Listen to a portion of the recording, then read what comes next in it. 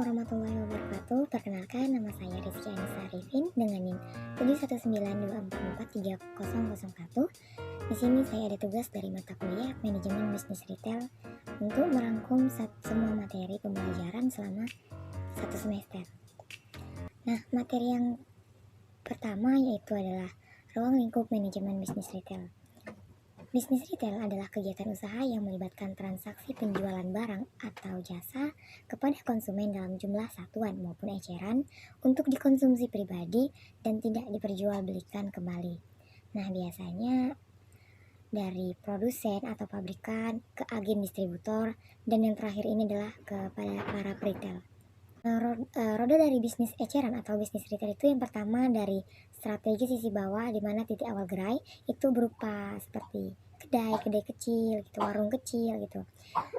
Yang strategi menengah seperti misalnya Indomaret, Alfamart gitu, dia sudah baik dari sisi harga juga dari sisi produk. Serta yang ketiga adalah strategi sisi atas, yaitu oleh perusahaan besar seperti mall, Podomoro gitu. Yang kedua itu adalah perilaku konsumen retail.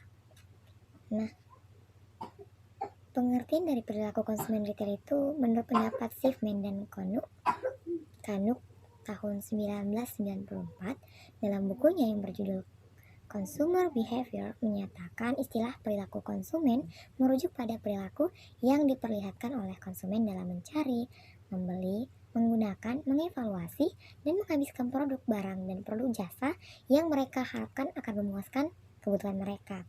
Tiga adalah segmenting, targeting, positioning dalam pemasaran retail. Nah, segmenting menurut Pritt dan Farrell, pengertian segmentasi pasar adalah sistem pembagian pasar menjadi sejumlah konsumen potensial dan target, khususnya untuk jenis pelanggan dengan kebutuhan serta karakteristik yang sama. Nah, yang kedua ada targeting. Dilansir dari buku marketing Plain dalam Bisnis tahun 2017 karya Titik Wijayanti, nah targeting adalah kegiatan menilai dan memilih satu atau lebih segmen pasar yang akan dimasuki oleh perusahaan. Nah, perbedaan segmentasi pasar dan targeting adalah terletak pada pelaksanaannya. Segmentasi pasar masih berupa pengelompokan pasar, sedangkan target pasar merupakan pasar yang dituju oleh suatu perusahaan. Yang ketiga adalah positioning. Nah, positioning atau penempatan produk merupakan suatu strategi untuk menempatkan atau memposisikan produk dalam benak konsumen. Tujuan dari positioning adalah agar produk tersebut dapat meraih posisi yang diinginkan pasar, seperti produk unggul gitu ya kan. Jadi seperti contohnya yaitu produk kecantikan MS Glow itu menjadi produk yang unggul yang diminati oleh konsumen, seperti itu. Materi yang selanjutnya tentang pengelolaan barang dagang. Nah, pengelolaan barang dagangan adalah proses penanganan kreatif dalam upaya untuk mempresentasikan atau menampilkan produk atau barang dagangan dengan tujuan memaksimalkan daya tarik penjualan retail. Nah, mempersiapkan laporan anggaran untuk perusahaan dagang dapat membantu dalam menetapkan tujuan serta dasar acuan untuk setiap perubahan di masa depan yang mungkin terjadi. Yang selanjutnya memprediksi penjualan.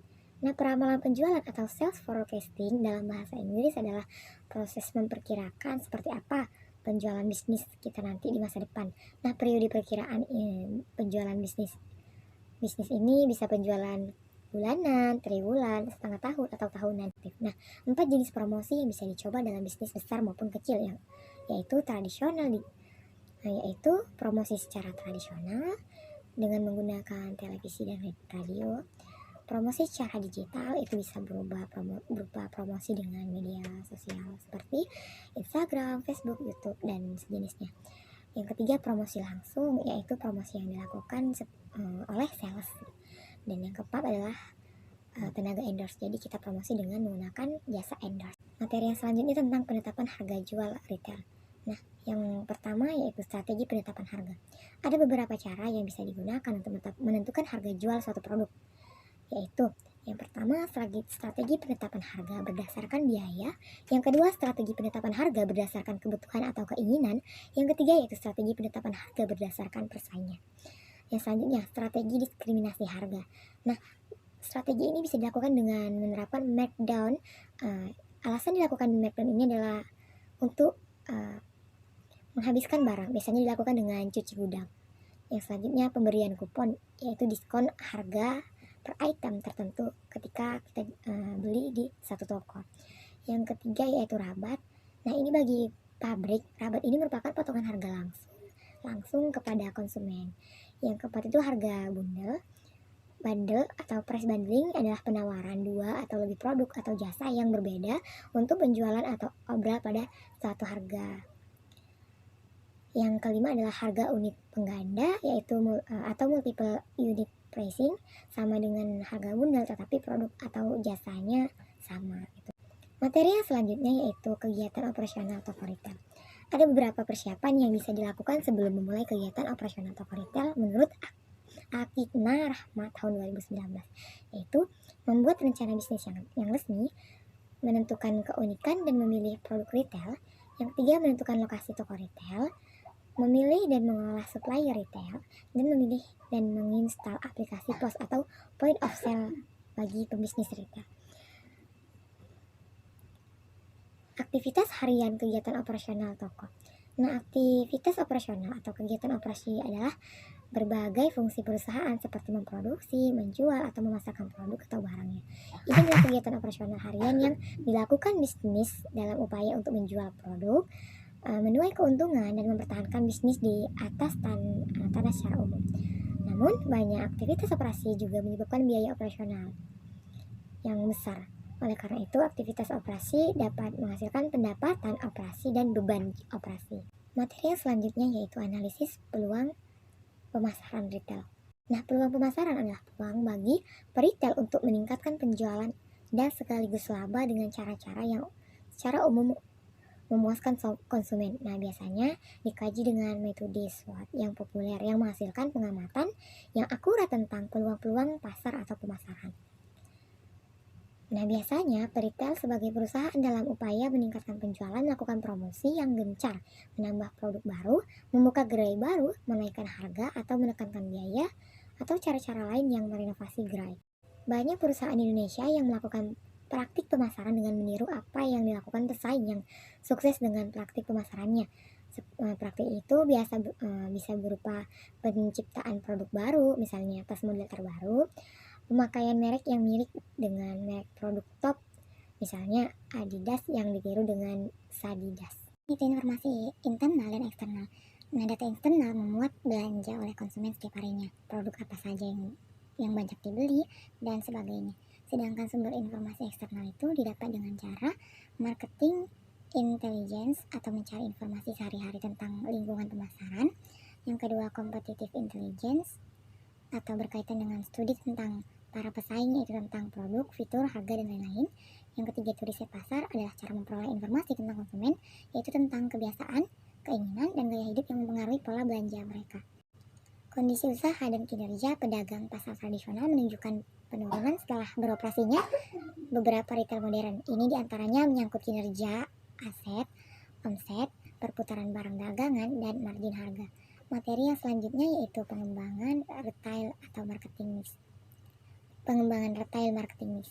Retail marketing mix merupakan salah satu strategi pemasaran yang biasa digunakan pada suatu retail pada pusat perbelanjaan.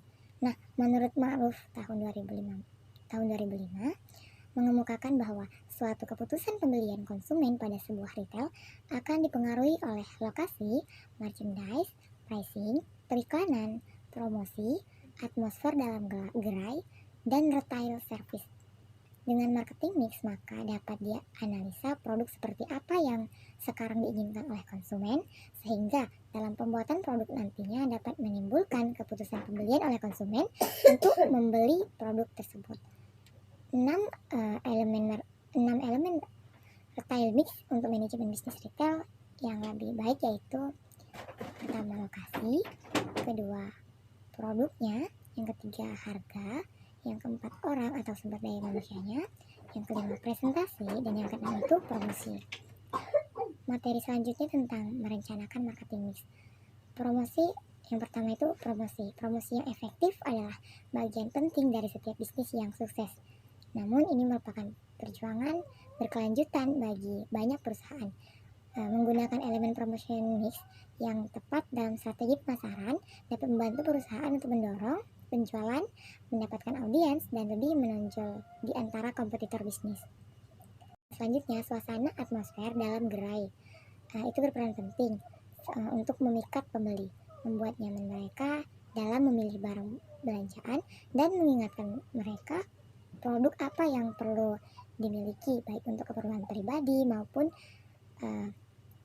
untuk keperluan rumah tangga. Suasana yang dimaksud adalah dalam arti atmosfer dan ambience yang tercipta dari gabungan unsur-unsur desain toko atau gerai, perencanaan toko, komunikasi visual, dan merchandising. Yang selanjutnya itu retail service yang baik.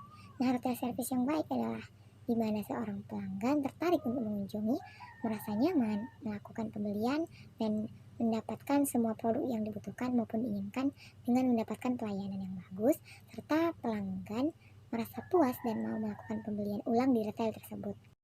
Demikianlah materi yang dapat saya jelaskan tentang manajemen bisnis retail.